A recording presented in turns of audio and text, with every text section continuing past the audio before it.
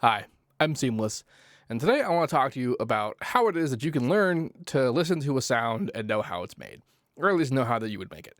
I want to start this whole thing off by saying that it's a lot of work to get there, but it's also not totally necessary to be able to do that. For the most part, there are a lot of people who are way more successful than I am doing things that I actually like, that I think are pretty cool examples of nice engineering that don't know as much as I do about what they're doing. It's because they don't need to. They had never did. And a lot of newer producers will go on assuming early on that when they listen to music that someone made, that A, they made everything that's in it, which is not always true, and B, that they knew how everything in it was made. And that three, they deliberately did all of it, as in the sense that they planned for, with incredible intention, every moment of every complex stroke, electro house track, every modulation of everything, that they knew that they were doing that from the ground up the whole time. And that's really not the case.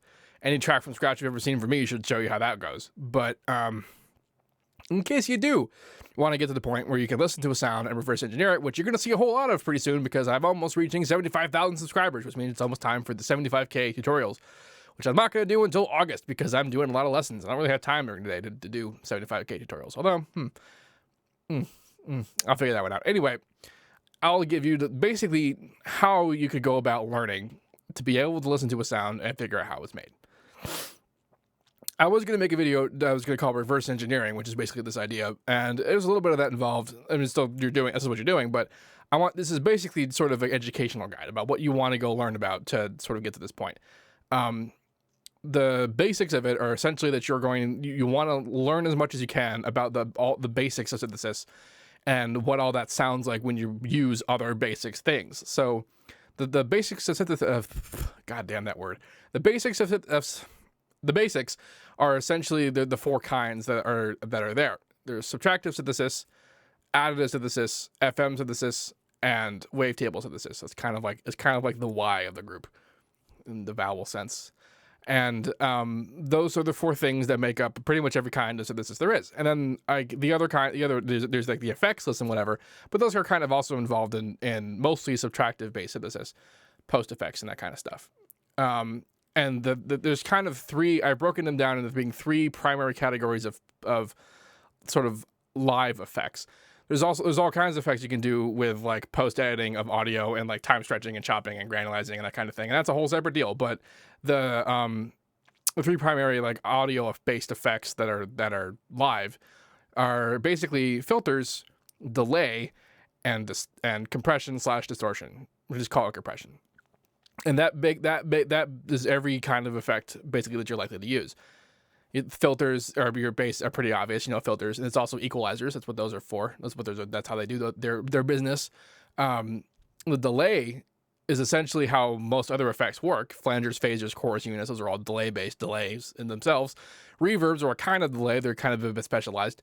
And even more weird things like guitar cabinet impulse responses are kind of basically filter-based, and convolution reverb is still delay-based. It's very specialized application of it, but it is still delay. And then compression / distortion. Compression and distortion are actually the same thing. It's just that distortion happens without any delay, without any kind of time variables. It happens immediately, and thus it shapes the waveform. It changes the shape of the waveform, which is what distortion does. And harmonically, it adds more higher harmonics and that kind of thing. And compression doesn't do that because it has time variables that cushion the effects of it so that it doesn't happen fast enough to change the shape of the waveform, but change the shape instead of just overall transient movement, which is just sort of basic audio dynamic range and that kind of stuff. Once you figure out how all of those things work and how what they're involved with functions in all of their kind of the children of their effects, then that's a lot of fun for you because now you know how basically all effects work. And as well, if you can figure out what it sounds like at particular positions, like if you figure out, what a low pass filter sounds like, what a band pass filter sounds like, what a high pass filter sounds like in various situations, then you'll start to hear them in a lot of the sounds that you want to make. You'll hear parts of it as being like, oh, that particular quality of it is something that I can achieve with a high pass filter. A lot of Cohen sound, like neuro-based stuff, are things that, like, when I was brand new, I used to assume that kind of thing was done with low pass filters. And then I discovered what a band pass filter was. I was like, oh wait, that's a lot of what that is. And then I discovered what a high pass filter was. And I was like, oh, that's what that is. among other things. There's obviously other stuff happening there, but the main sort of parts of that you can kind of deduce to be things that you are familiar with, and that's really the key to being able to identify that kind of stuff, is that you need to have the experience of it in your head. Basically have a library of how the stuff sounds. And on the effects side, that's, you know, what we just said, but then there's also stuff on the generation side. Subtractive synthesis is actually mostly stuff that's about the effects. You know, you can understand what your various waveforms sound like, saw waves, square waves, and triangle waves, sine waves. And the thing about those things, though, is that much like how most effects can be broken down to 3 primary aspects, waveforms can mostly be broken down to being either square-based or saw-based. And then there are some funkier alternatives, but for the most part, there are multiples of that. In fact, a square is honestly a multiple of a saw wave. But the point I'm making is that while the shape is important for mostly FM-related things, because the shape at that point becomes a control source, but in subtractive stuff, we're mostly looking at these things in a harmonic capacity. And the same thing with additive. We're mostly looking at them with a harmonic idea, because we're using things like filters, which apply it in a spectral sense. So it means we're attenuating particular harmonics at particular times. So when you figure out that everything, like you hear a particular sound and you look at the harmonics, or you can just kind of hear the kind of what a saw wave feels like or what a square wave feels like, then you can tell yourself, okay, well, in order to make a specific sound, I know that I'm either going to start with a saw wave or I'm going to start with a square wave type of sound. And then on FM is probably the most complicated of the bunch in terms of application. In terms of concept, I think additive is probably the king of the complication, but its application and how to actually use it is honestly a lot simpler. It's honestly just subtractive synthesis with some icing on top. But FM, in terms of the application, is real interesting, because a lot of sounds can be accomplished with very basic kinds of FM. And one of the reasons why I attribute most sounds that I know to FM to try to do it with FM is because once upon a time, I tried to make a kill the noise sound with FM and failed miserably, but in the process, I tried a whole lot of stuff, and now I know what a whole lot of stuff sounds like.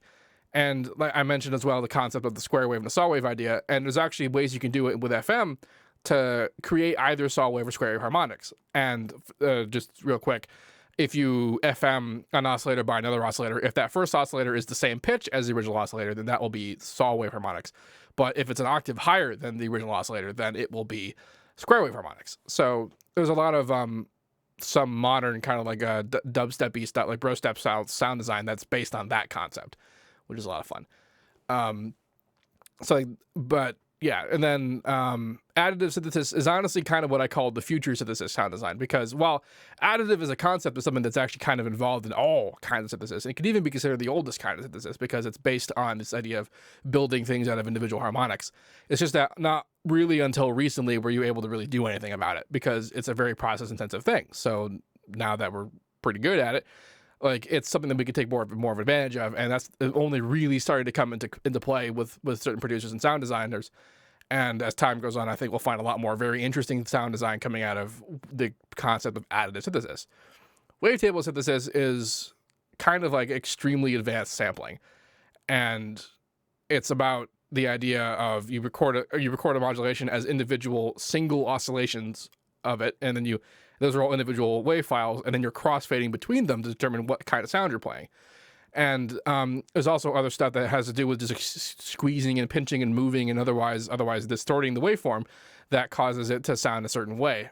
People who are using Massive will be familiar with what the bend plus and minus sounds like. And if you do use Massive a lot, your Massive is also a wavetable synthesizer. All of those WTs stands for wavetables. And people who use Massive are kind of lucky in this regard, because the basic idea behind learning how to reverse engineer stuff is to just learn what a whole bunch of things sound like. And then when you hear something like it, you can go, oh, that's made like this, but then with a touch of this. And people who use Massive probably hear a lot of it because a lot of people use Massive. And that's kind of one reason to use Massive, but I really try not to think about it in terms of using individual plugins.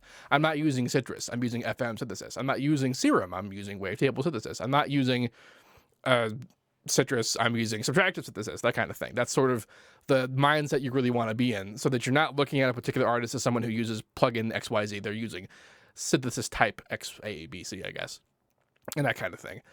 Now, you probably didn't want to, that's probably not the answer you wanted, because that's the kind of thing that sounds like, cool, just experience, yay, I don't have that, I want that. And like, it takes time and that kind of thing, but there's still help for that kind of stuff. Because if you research it, you want to. There's a lot of like very unintuitive stuff about this sort of various kinds of sound design. that there's really no reason why you would ever think to come up with it yourself. And in fact, I spent entire years not knowing how to do FM synthesis because of just really basic tenets of how FM works that nobody ever talked about because they just assumed that people could figure it out. And they were wrong. Not for nothing, but my entire channel has been devoted to these very basic ideas. Well, very advanced application of these very basic ideas that were mostly things that I missed for a very long time. In fact, the earlier days of my channel were mostly things that those videos were stuff I discovered that day. And I was like, wait, but this is awesome. I didn't tell people. And like, only now am I really going in about the basics of stuff, because that's important too. But if you just spend a lot of time familiarizing yourself with how the basic stuff sounds, like how does a phaser sound with all the knobs in the various different places with feedback all the way up, feedback all the way off? How does a low pass filter sound with all the resonance up, with no resonance, with a very wide and very short kind of thing? How does a bandpass sound? How does more than one bandpass together sound? How do notch filters sound with the bandpass? And all these combos, because like, once you start doing this stuff, you're like, every single one of these that you do, you're going to discover as being like, oh, but that's that sound that one guy did, or that's that sound that other guy did. And also figure out how to do a super saw, because once you figure that out, you figured out like 80% of all sound design. Like, not to say that everyone uses the same kind of super saw, but a super saw is a very versatile kind of sound.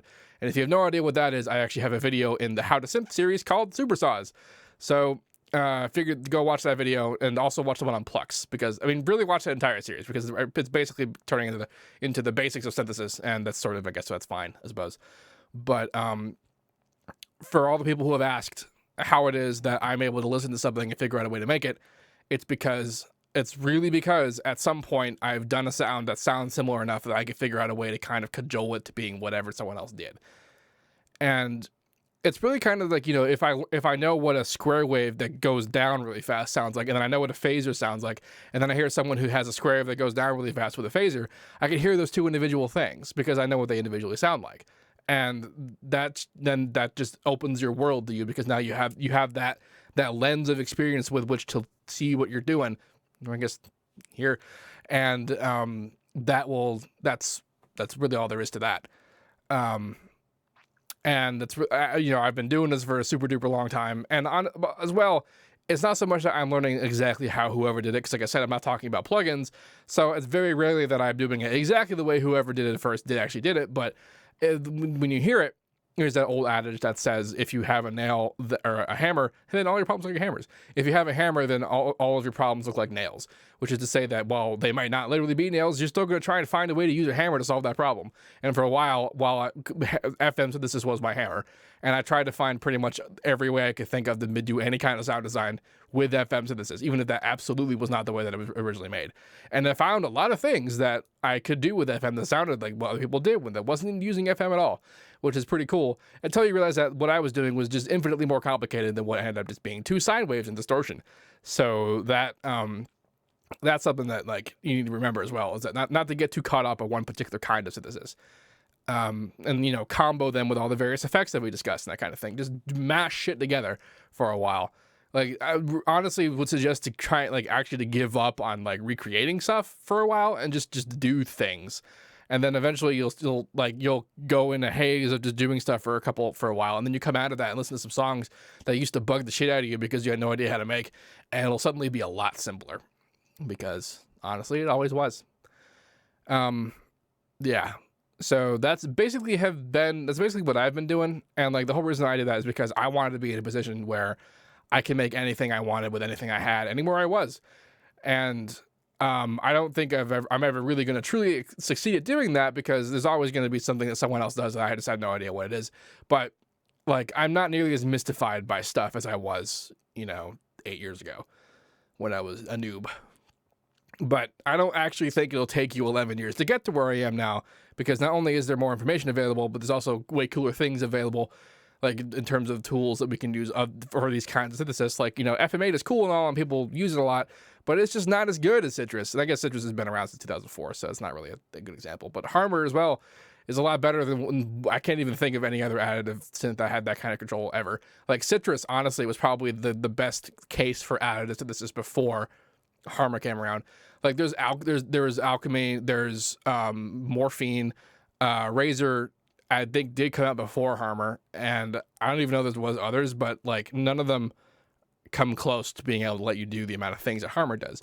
And if you are going down this path where you're learning all the nuts and bolts, the individual ideas, the molecular level of synthesis, then I suggest that you get more capable plugins. And what I mean by capable is I mean plugins that just let you do whatever the hell you want, regardless of if it's a good idea.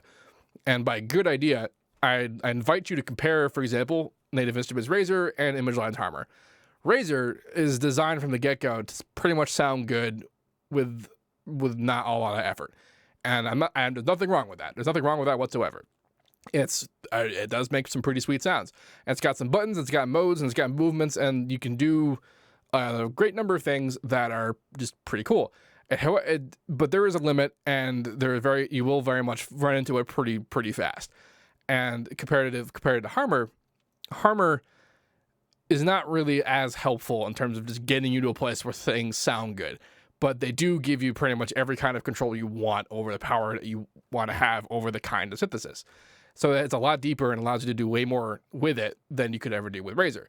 And the way that I usually compare this is the idea that Harmor can do everything that Razor could do, but Razor can't even do half what Harmor does. And as well, if you figure out enough about like the nuts and bolts of synthesis, then eventually you'll realize how if you can do something cool in Razor, then you can figure out how you can do that in Harmor just fine. And that's kind of what I did. Like, I was very impressed with how AU5 used Razor.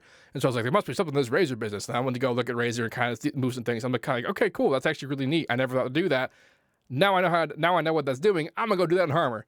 So like that's the kind of the value of knowing enough about synthesis where like I can see how Massive does things, and I can just be like, okay, cool, I'm gonna go do that in Serum now for the most part. There are some things that Massive does that Serum can't do. And you'll find for a lot of things that you kind of discover two things. One is that just every kind of plugin, like every kind of delay, every kind of compressor, kind of whatever, they're pretty much all the same thing. And the only limitation is kind of what the developers allow you to do with it. But they're all basically the same kind of idea. Every FM synth works exactly the same way. And the only limitation is what they allow you to do with the process. And so you really want to find plugins that do not limit you as much, that they don't really care about user friendliness or sounding good immediately. They are just like, this is like, you just go use Reactor and just be like, you make little modules yourself. That's kind of the logical conclusion to that kind of thing. But I mean, that I wouldn't recommend, because then there's kind of like a time variable in your life when you're trying to design things that kind of already exist. And I mean, if you want to do that, cool, maybe you'll come up with something better. But after all, Razor is a Reactor plugin. Anyway, I hope that shed some light on how this stuff works, because while there are some interesting ways of reading like analysis of a sound, like using the spectral view in Edison, or using a bar kind of like line graph and in the Voxenjo span or something, and looking at a waveform and how it's moving and that kind of thing. You can learn how to read those things, and that will be a video I will talk about. It'll definitely be a reverse engineering video, and where you are now able to determine what you want based on just what you're hearing, but then you can look at some stuff and just some visual clues about what kind of stuff was done to it, or what kind of stuff you could do to make it similar, because you might not do it the way they did it, but you could probably find a way to do it without, with the tools that you've got, because you know what they're like. You have learned them. My voice changed. My voice changed a lot. That's really weird. Okay, well, if you have any questions about this, please let me know. And as usual, have a nice day. I think I need to blow my neck.